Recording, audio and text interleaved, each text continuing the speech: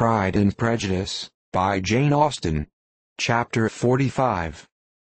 Convinced as Elizabeth now was that Miss Bingley's dislike of her had originated in jealousy, she could not help feeling how unwelcome her appearance at Pemberley must be to her, and was curious to know with how much civility on that lady's side the acquaintance would now be renewed.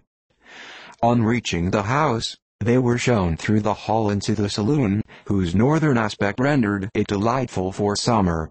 Its windows opening to the ground, admitted a most refreshing view of the high woody hills behind the house, and of the beautiful oaks and Spanish chestnuts which were scattered over the intermediate lawn.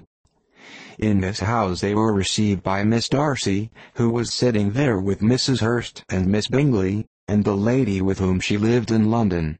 Georgiana's reception of them was very civil, but attended with all the embarrassment which, though proceeding from shyness and the fear of doing wrong, would easily give to those who felt themselves inferior the belief of her being proud and reserved.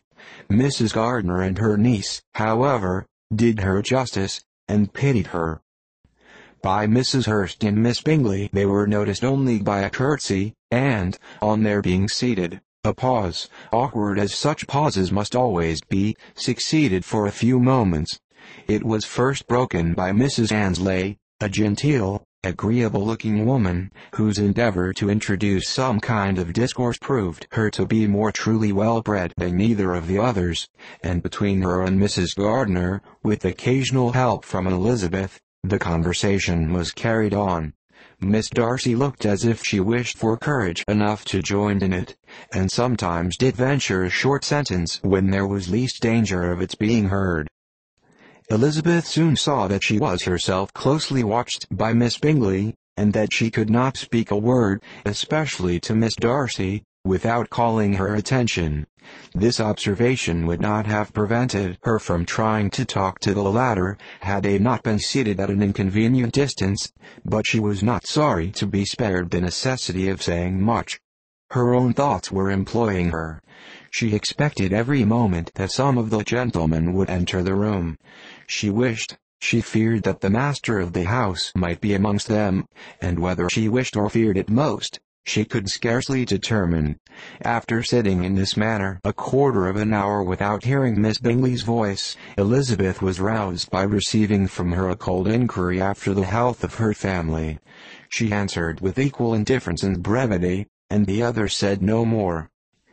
The next variation which their visit afforded was produced by the entrance of servants with cold meat, cake, and a variety of all the finest fruits in season, but this did not take place till after many a significant look and smile from Mrs. Annesley to Miss Darcy had been given, to remind her of her post.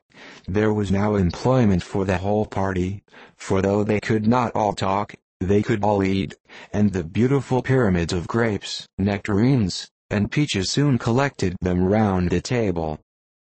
While thus engaged, Elizabeth had a fair opportunity of deciding whether she most feared or wished for the appearance of Mr. Darcy, by the feelings which prevailed on his entering the room, and then, though but a moment before she had believed her wishes to predominate, she began to regret that he came.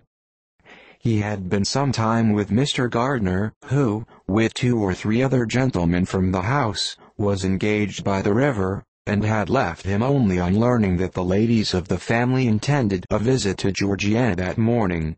No sooner did he appear than Elizabeth wisely resolved to be perfectly easy and unembarrassed, a resolution the more necessary to be made, but perhaps not the more easily kept, because she saw that the suspicions of the whole party were awakened against them, and that there was scarcely an eye which did not watch his behavior when he first came into the room. In no countenance was attentive curiosity so strongly marked as in Miss Bingley's, in spite of the smiles which overspread her face whenever she spoke to one of its objects, for jealousy had not yet made her desperate, and her attentions,